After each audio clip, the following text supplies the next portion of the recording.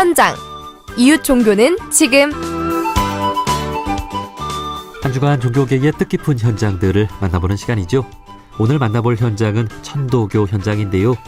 천도교는 우리나라의 7대 종교 중 하나로 사람을 하늘처럼 귀하게 여기는 인내천 사상을 바탕으로 동학농민혁명과 3.1운동을 이끈 종교죠. 지난 12월 1일은 천도교가 동학에서 천도교로 이름을 개칭해 선포한 것을 기념하는 현도 기념일이었습니다. 올해는 현도 120주년 되는 해로 천도교 전국 교구에서 일제히 기념식을 봉행했는데요. 자세한 이야기 천도교 종의원 의장이신 정정숙 의장님과 말씀 나눠보겠습니다. 의장님 안녕하세요. 네, 안녕하세요. 반갑습니다. 네, 반갑습니다. 먼저 청취자분들께 간단한 소개와 인사 한 말씀 부탁드립니다. 네. 천도교 종의원 의장 정정숙입니다. 날씨가 제법 쌀쌀해졌습니다. 청취자 여러분 건강에 유의하시기 바랍니다. 네, 고맙습니다. 자, 천도교는 동학이란 이름으로 시작을 했고 천도교로 이름을 개칭했는데요. 지난 12월 1일이 이름을 개칭한 것을 선포한 것을 기념하는 현도 120주년 되는 날이었다고요? 네, 맞습니다. 1905년에 동학의 3대 규조이신 의암 손뱅이 선생님께서 동학을 천도교로 이름을 바꾸셨는데요. 이날을 현도 기념일이라고 합니다. 네. 그 천도교로 이름을 개칭한 것이 1905년입니다. 네. 그 당시 시대 상황은 어땠고 이름을 바꾼 배경은 무엇인지 궁금합니다. 네. 그 동학을 천도교로 이름을 바꾼 배경을 말씀드리자면 먼저 동학의 역사를 이해해야 합니다. 1860년에 경주에서 수원 최재우 대신사님에 의해 동학이 창명되었거든요. 그런데 이제 수원 대신사님은 자도 난정률에 의하여 참수형을 당하시게 됩니다. 네. 그 당시에는 성리학 이외에는 모든 것이 이제 정도가 아닌 자도로 몰렸던 시대였습니다. 그 후 동학의 2대 규조이신 해월 최시영 신사님께서 수원 대신사님의 억울한 죽음을 신원하기 위하여 교조 신원운동을 전개하게 됩니다. 1892년부터 공주, 삼내, 광화문, 보은 등지에서 동학농민혁명이 있기 전까지 2년 정도 교조 신원운동을 펼치게 되는데요. 그러다가 이제 1894년에 사람답게 사는 세상을 만들기 위하여 동학농민혁명이 일어납니다. 네. 그렇지만 이제 동학은 더욱더 탄압을 받게 되는 거죠. 동학농민혁명 시기인 1894년 7월에 이제 청일 전쟁이 일어나면서 또 일본이 저희 한반도에 진출하면서 또 동학군들을 체포하기 위해 또 회란이 되고요. 네. 또 1904년에는 러일 전쟁이 발발하여 국내적으로 불안한 정세에 놓이게 됩니다. 이에 손뱅이 의암승사께서는 이제 국제 정세를 살피기 위하여 일본으로 가셔서 이제 대외 국제적인 정세를 살피시게 됩니다.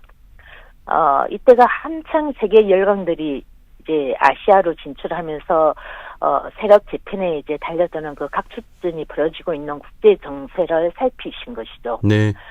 그 종교의 자유와 문명 개화라는 시대적 변화를 체감하시고 의암승사님은 교단을 새로운 궤도에 올려놓기 위하여 1905년에 이제 동학을 천도교로 대선언을 하시게 됩니다. 네, 이러한 그 배경을 가지고 이제 동학이 그동안 억압받았던 부분을 천도교로 이름을 개칭을 하면서 다시 어떤 종교적인 개념을 포함시켜서 떳떳하게 세상에 다시 새로운 개념으로 네. 올려놓으시게 된 거죠. 그 당시까지만 해도 사람들에게 종교라는 개념이 그렇게 좀 많이 있지는 않았을 것 같은데요. 동학에서 천도교로 개칭을 하고 좀 어떤 변화가 있었는지요? 네. 의암승사님께서는 동학을 이제 천도교로 대선언하신 후에 교단 조직을 체계적으로 정비하게 됩니다. 그리고 종교적인 행식을 갖추게 되고요. 교리 체계도 시천주에서 사인여청 그리고 인내천으로 이제 그 맥락을 이어가는 교리 체계를 정립하고요. 또 천도교라는 근대 사상을 가진 종교로서 민중계몽, 노동운동, 농민운동, 어린이운동, 여성운동, 출판사업, 교육사업 등을 통하여 사회개혁과 함께 이제 독립운동 그리고 다시 개벽 세상을 만들기 위한 노력들을 하게 됩니다. 네.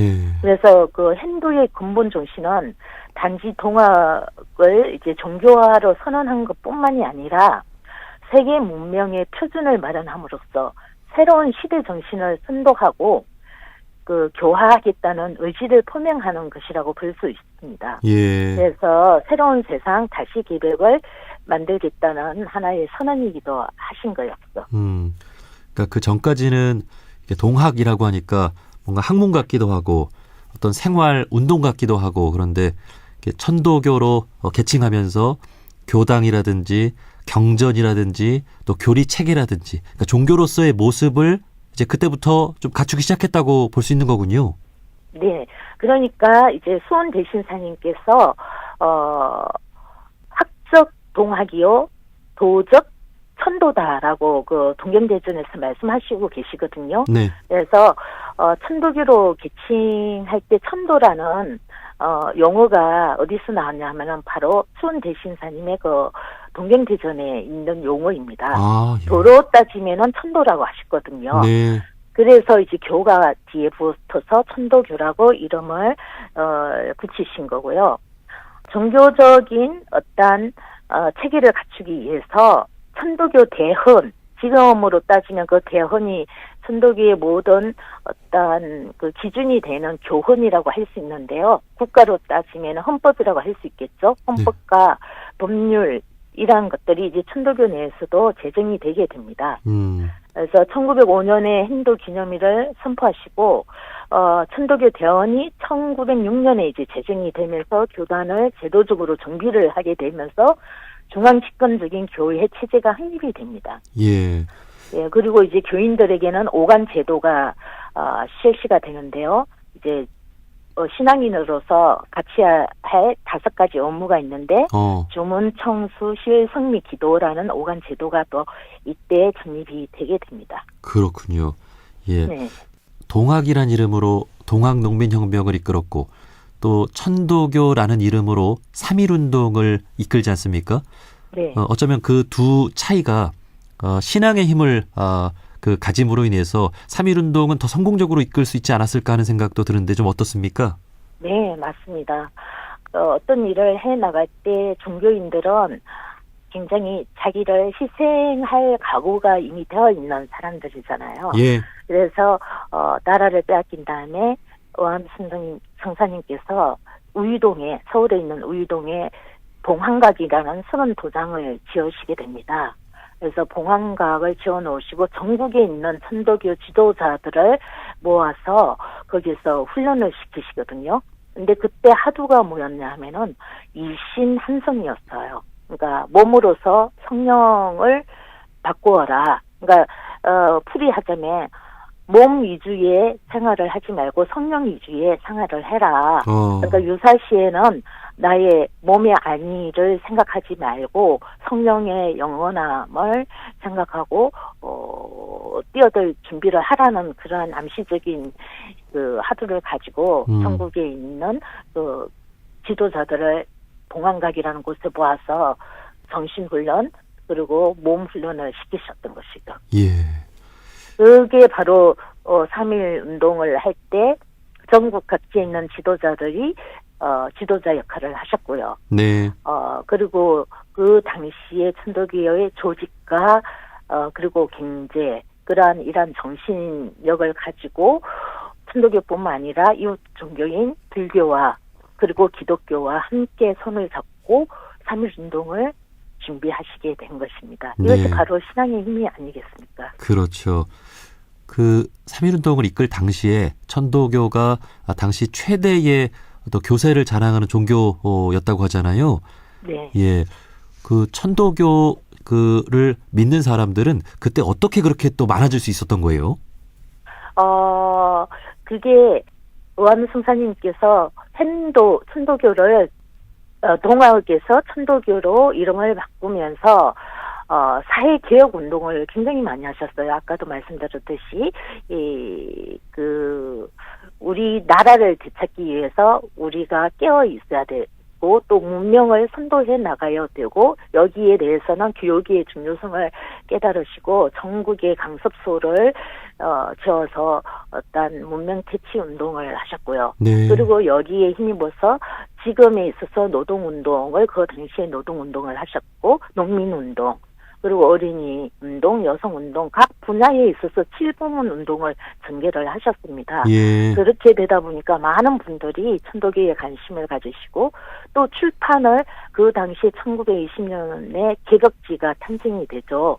문학 종합지인 개벽지를 탄생시키면서 여러 그 당시에 명망이 있는 분들이 개벽을 통해서 또 다시 자기의 의견을 이렇게 제안을 하고 그래서 엄청적으로 사회적인 운동 종교이지만 사회적인 운동을 선도해 나가셨던 거죠. 그래서 네. 거기에 힘입어서 교인들이 많이 늘어나지 않았나 싶습니다. 네. 그러니까 사실 그때가 일제강점기고 나라를 빼앗겨서 희망이 없던 시기잖아요. 네. 그럴 때 천도교의 가르침이 평등이라든지 또 새로운 생활 그리고 새로운 나라 그리고 사회 개혁 뭐 이런 그 화두를 주면서 희망을 갖고 이렇게 살게끔 하지 않았나 하는 생각이 듭니다. 네. 예. 그렇죠. 자, 지난 12월 1일 천도교 전국 교구에서 제 120주년 현도 기념일 기념식을 봉행했는데요. 기념식은 어떻게 진행이 됐습니까? 네. 저희 전국에 천도교 교단이 있어요. 교단에서 오전 11시에 일제히 현도 기념식을 봉행을 했습니다. 그 의절에 따라서 신고, 조문 3회 뱅송, 경전봉도, 기념사, 천덕송 등이 봉행이 되고요. 이날은 중앙총부에서 특별히 교로님의 기념사가 전국에 배포되어 기념식 때 이제 낭독이 되어집니다. 네. 이번 기념사에는 박인중 교로님께서 천도교의 제2의 행로를 통해 한 단계 도약하기 위한 실천 가능한 방안을 특별히 강조한 내용이 있는데요. 잠시 소개를 해드리겠습니다. 네. 신앙심 확립이 중요하다. 그래서 신익 교인과 미래 세대 그 교육을 위해서 또 수도 연성을 지원하고 포덕의 생활화, 살아있는 신앙인으로 살 수 있도록 신앙심 확립을 확고하게 해 나가자라는 말씀을 하셨고요. 네. 또 두 번째로는 교단 재정을 건실하게 만들어 나가자. 그래서 중앙총부, 교구, 교인의 정성으로 지금 어려운 어떤 재정을 확립하고 실행해 나가자라는 또 말씀을 하셨고요. 네. 그리고 전국에 있는 그 교구 중심 시대를 이제 선포하시면서 중앙집권 천도교는 중앙집권 체제이거든요. 중앙집권 체제이지만 그 전국에 있는 교구 중심제로 뭔가 해발한 활동을 할 수 있게끔 중앙총부에서 지원하는 그러한 그 신앙이 생활로 갈 수 있도록 그러한 시대를 열어가자라는 말씀을 하셨고요. 그리고 지금에 있어서는 뭐 통일 세상을 위해서 포덕을 많이 하고 또 기후 환경이라든지 지구 생명 살리는 일에 앞장서자라는 말씀을 기념사에서 하셨습니다. 네. 그 천도교는 정말로 귀한 우리나라의 종교고 또 역사에 있어서 큰 역할을 해준 종교라는 생각이 듭니다. 예. 천도교가 오늘날 한국 사회를 이렇게 어떻게 바라보고 있고 또 어떤 역할을 중점에 두고 할 것인지에 대해서도 우리 교령님의 말씀을 통해서도 또 알 수가 있습니다. 예. 그동안 귀한 역할을 해주신 우리 천도교에 감사한 마음을 전하면서 인터뷰 마무리하겠습니다.